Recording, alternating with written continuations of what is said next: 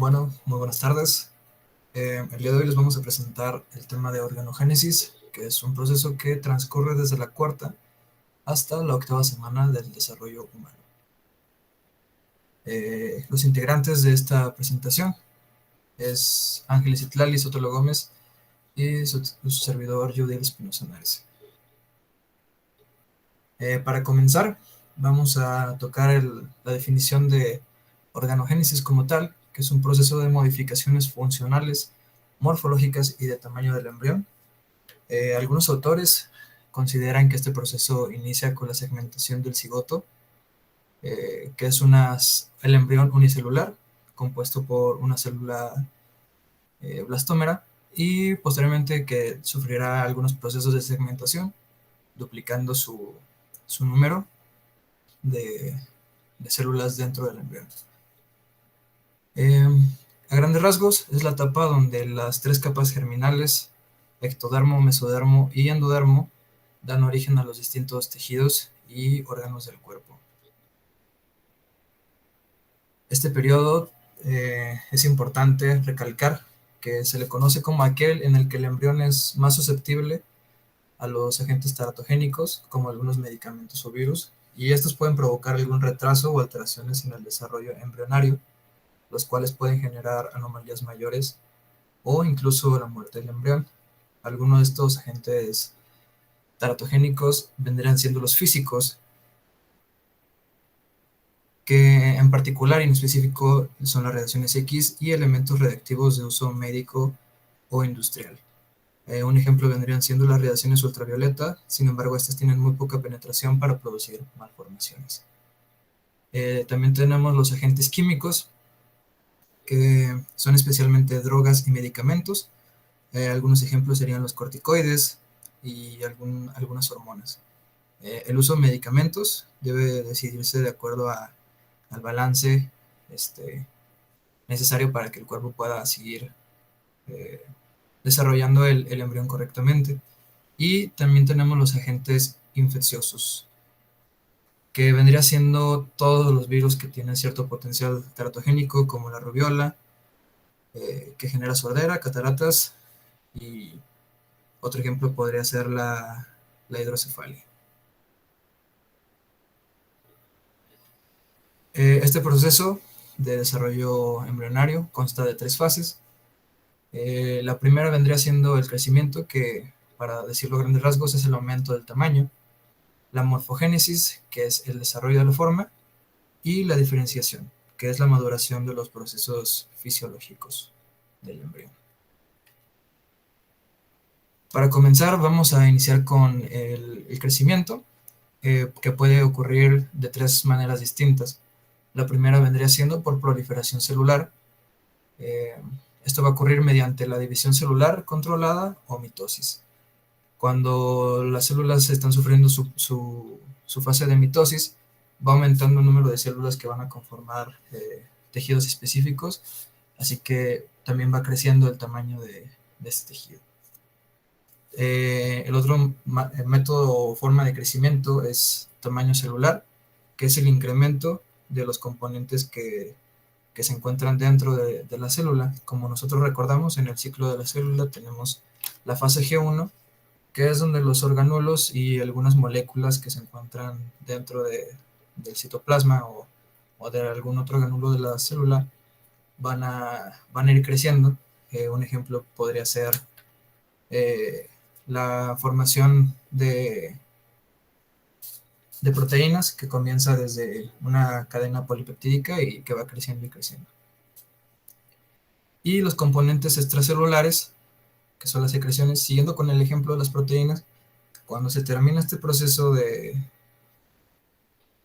traducción y de transcripción y traducción de las proteínas, la cadena polipeptídica por fin se convierte en una proteína que va a ser excretada de la célula por medio de exocitosis para pues convertirse en una molécula extracelular.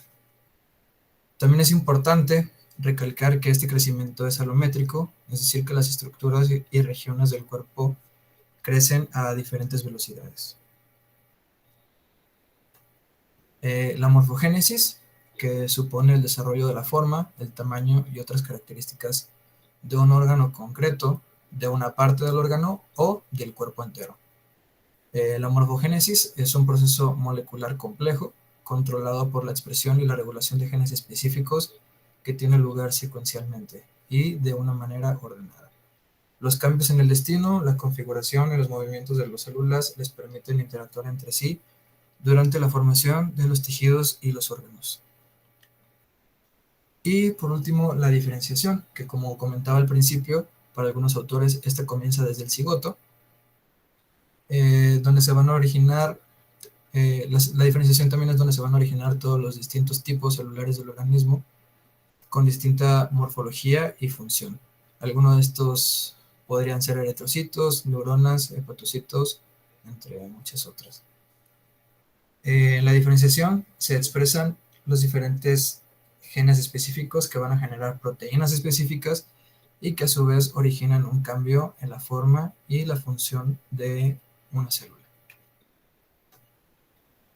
La diferenciación celular a grandes rasgos define la adquisición por parte de una célula de características específicas y peculiares que van a estar superpuestas a otras que también son imprescindibles para su supervivencia. La diferenciación también puede indicar que una célula es más diferenciada que otra en el sentido de haber alcanzado un mayor grado de evolución.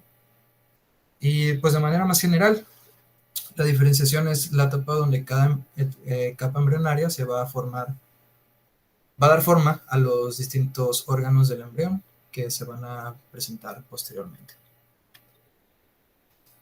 Muy bien, ahora les hablaré sobre el plegamiento del embrión, que es el establecimiento de la forma corporal con el plegamiento del disco embrionario trilaminar plano y la formación de un embrión de configuración cilíndrica. En otras palabras, es el proceso en que el disco embrionario trilaminar plano se va a transformar en un embrión de configuración cilíndrica o de forma cilíndrica. Esto ocurre en dos planos, que es el medial y el transversal, que vamos a desarrollar a continuación. El plegamiento del embrión en el plano horizontal, que también recibe los nombres de dorso ventral o transversal, pues para definirlo muy generalmente es la unión del lado izquierdo con el derecho. En este plegamiento la cavidad amniótica va a ser el protagonista. Esta va a crecer y generar peso sobre el disco trilaminar. La cavidad amniótica es esta bolsa, podemos decirlo así, que se encuentra en la parte superior, que está rodeada por un color morado. Nuestro disco trilaminar está formado aquí. Esta parte rosa vendría siendo el mesodermo. La parte un poco superior vendría siendo el ectodermo y la parte de abajo, en color amarillo, vendría siendo el endodermo, perdón. Esta va a crecer, la cavidad amniótica va a generar peso sobre el disco trilaminar. El lado derecho y el lado izquierdo se van a pegar y este plegamiento se dice que es un plegamiento completo, ya que el lado derecho y el lado izquierdo terminan de pegarse por completo.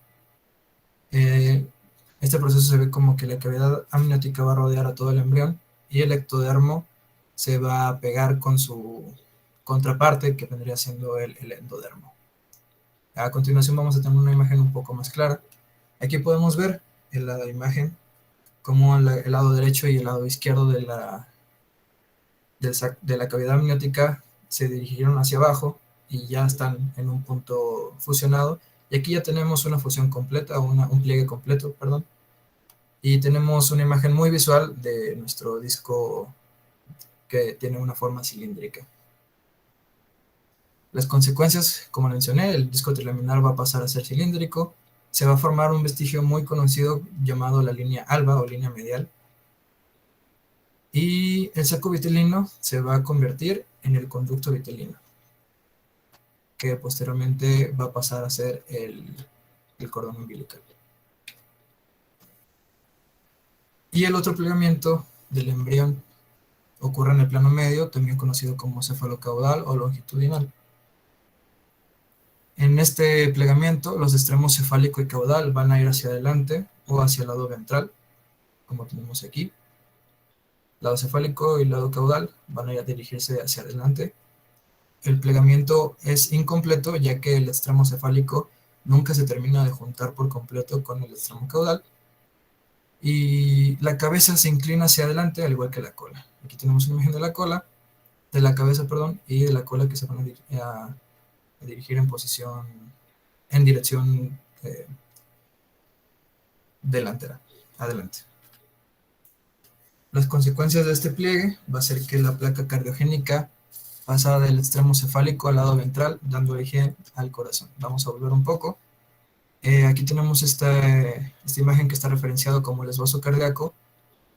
Esta parte de aquí antes se encontraba un poco más lateral y ahora está un poco más hacia el plano medio, si lo queremos ver como un corte histológico. Y este esbozo cardíaco posteriormente va a dar paso a lo que es el corazón. Y otra consecuencia es que el alantoides entra dentro del pedículo de fijación.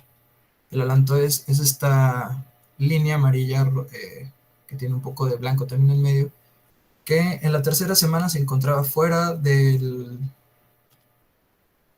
pedículo de fijación, y en este caso ahora va a estar de nuevo, bueno, más bien va a ingresar al pedículo de fijación. Y como consecuencia vamos a tener una imagen lo más similar a la que tenemos aquí a la derecha, que pues va a sufrir más y más diferenciaciones celulares y pues el desarrollo embrionario como tal.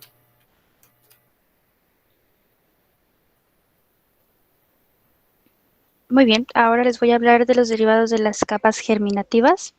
Las capas germinativas que se forman durante la gastrulación, que es el ectodermo, el mesodermo y el endodermo, originan los esbozos de todos los tejidos y órganos. Estas células, las células de cada etapa germinativa, experimentan procesos de división, migración, agregación y diferenciación con patrones bastante precisos, como ya lo mencionaron anteriormente.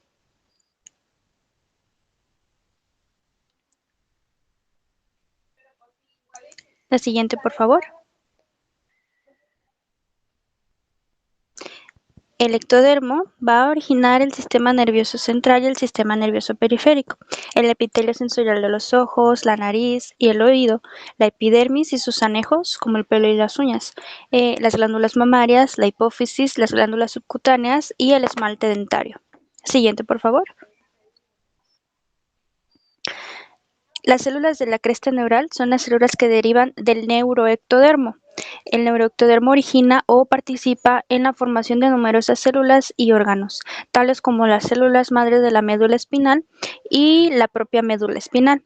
Los ganglios del sistema nervioso autónomo, los nervios craneales en pares del 5, 7, 9 y 10, las células que rodean los axones del sistema nervioso periférico, también las células pigmentadas de la dermis y los huesos de origen de los arcos faringeos. Siguiente, por favor. El mesodermo va a originar generalmente tejido conjuntivo, cartílago, hueso estriado y liso, músculo, perdón, estriado y liso, el corazón, los vasos sanguíneos y linfáticos, los riñones, los ovarios o los testículos, los conductos genitales, membranas serosas como el pericardio, la pleura y el peritoneo, el vaso, la corteza de las glándulas suprarrenales. El mesodermo se va a dividir posteriormente se los voy a explicar, se va a dividir en 3 tipos de mesodermo que van a derivar diferentes funciones específicas. La siguiente, por favor. Inicialmente, el mesodermo forma una capa delgada. Hacia el 17º día se engrosa y forma los 3 diferentes mesodermos. Uno es el mesodermo paraxial. Este comienza a originarse en segmentos conocidos como somitómeros. Los somitómeros van a aparecer en la porción cefálica, que más adelante se van a convertir en los neurómeros y van a continuar formándose en dirección cefalocaudal. Quiere decir que van a empezar a formarse desde la cabeza hacia la cola. Hasta organizarse en somitas, que van a dar origen a las somitas y van a formar 4 pares de somitas occipitales, 8 pares cervicales, 12 pares torácicos, 5 pares lumbares, 5 pares sacros y entre 8 y 10 pares coccygeos. El primer par occipital y entre el 5 y el 7 parcortigio van a desaparecer. El resto de los pares de somitas van a formar el esqueleto axial. Entendemos que el esqueleto axial es lo que conforma nuestro tronco, que se resumiría en la cabeza, las vértebras, el tórax y la pelvis. La siguiente, por favor. El mesodermo intermedio se va a diferenciar en los órganos urogenitales y en las gónadas. Órganos urogenitales van a formar los conductos como la uretra y los uréteres, y las gónadas, ovarios y testículos. En la región torácica superior, más cerca de la región cervical, va a formar células segmentarias, futuramente nefrotomas.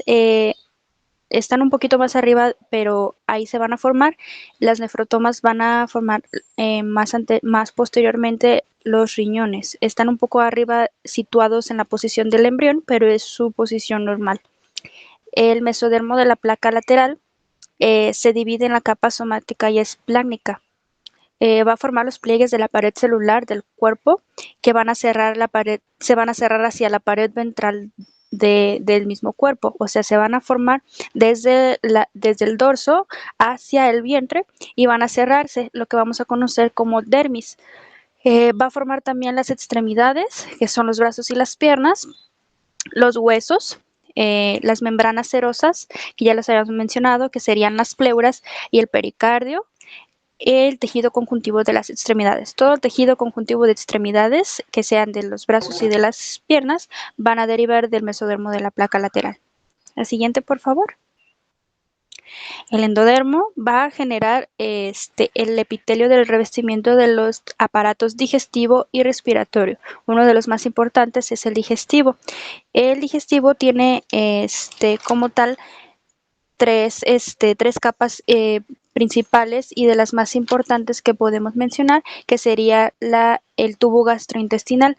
El tubo gastrointestinal se va a dividir en tres: en el intestino anterior, el intestino medio y el intestino posterior. También va a formar lo que vamos a conocer como membrana bucofaringea y la membrana cloacal, que se va a convertir en el ano. También va a formar las parénquimas de las amígdalas, las glándulas tiroides y paratiroides, el timo, el hígado, el páncreas y el revestimiento epitelial de la vejiga, esa capita de epitelio que va a formar la vejiga, y mayor parte de la uretra, así como el epitelio de la cavidad timpánica, el antro timpánico y la trompa faringotimpánica. Siguiente, por favor. Bien, ahora les voy a explicar el control del desarrollo embrionario. Este control sugiere que hay diferentes tipos de mecanismos para controlar lo que vendría siendo la proliferación celular, o la formación de estos órganos, de estos tejidos y de estos sistemas en conjunto. Vamos a explicar algunos ejemplos y la siguiente, por favor. Primeramente les vamos a dar un pequeño resumen de lo que es el desarrollo embrionario. El desarrollo embrionario es un resultado de los planes genéticos que están incorporados en un cromosoma. Entendamos que un cromosoma es la vía donde está digamos, los mapas, donde están las indicaciones de cómo se va a construir algo. El mapa sería el cromosoma y las indicaciones serían los genes. La mayoría de los procesos de desarrollo dependen de la interacción coordinada de manera precisa entre los factores genéticos y los factores ambientales. Factores genéticos, que los genes entre los dos procreadores de la vida sean compatibles, y los ambientales es que el ambiente, más bien de la madre, pueda dar la vida. Y cada sistema del cuerpo presenta un patrón del desarrollo específico. Cada formación de un órgano tiene su propio plano, sus propios genes, sus propias indicaciones. Siguiente, por favor. Los mecanismos de control que guían la diferenciación y garantizan el desarrollo embrionario son las interacciones tisulares, la migración regulada de células y de colonias de células, la proliferación controlada y la apoptosis, que es la muerte celular programada. Siguiente, por favor. El crecimiento celular o de estos órganos se lleva a cabo mediante la mitosis, mientras que la complejidad de se consigue a través de la morfogénesis. La morfogénesis, se mencionó anteriormente, es la formación de los órganos y esto combina también el crecimiento y la diferenciación celular. Las células que forman el embrión las vamos a conocer como células pluripotenciales. Eso quiere decir que son células que pueden estar que pueden formar cualquier vía de organogénesis. Puede formar tanto riñones como hígado, como todo, pero no se les considera específicas, sino pluripotenciales. Esta potencialidad de estas células se restringe a medida de que los tejidos adquieren las características especializadas necesarias para aumentar el grado de sofisticación. Si la célula ya llegó a ser el punto de lo que tenía que hacer, ya solamente va a ser eso, ya no va a ser nada más. La función normal de los órganos se consigue mediante la interacción de sus partes constituyentes durante el desarrollo. Esto quiere decir que vamos a tener una parte que va a funcionar como, supongamos que va a interactuar con la otra parte para formar el órgano y hacer su funcionalidad. Siguiente, por favor. Un ejemplo que les quiero dar acerca de este desarrollo, de esta formación, es la formación del ojo y del cristalino. Durante el desarrollo del ojo existe una vesícula óptica que induce el desarrollo del cristalino a partir del ectodermo de la superficie de la cabeza. El ectodermo va a ser el cristalino, pero necesita el estímulo de la vesícula óptica. Entonces, si no existe vesícula del ojo, no va a existir el desarrollo del ojo. Por lo tanto, el desarrollo del cristalino va a depender claramente de que el ectodermo interactúe con el segundo tejido, en este caso que sería la vesícula ocular o la vesícula óptica. ¿Sale? Aquí vemos una imagen donde se diferencia el ectodermo cefálico y la vesícula óptica. Aquí se va a formar del ectodermo cefálico, se va a hacer la placoda del cristalino, se va a invertir y vamos a tener como resultado un cristalino y la copa óptica, que la copa óptica también va a venir de la vesícula óptica. Y pues creo que eso sería todo. Muchas gracias por su atención y esperemos que les haya gustado.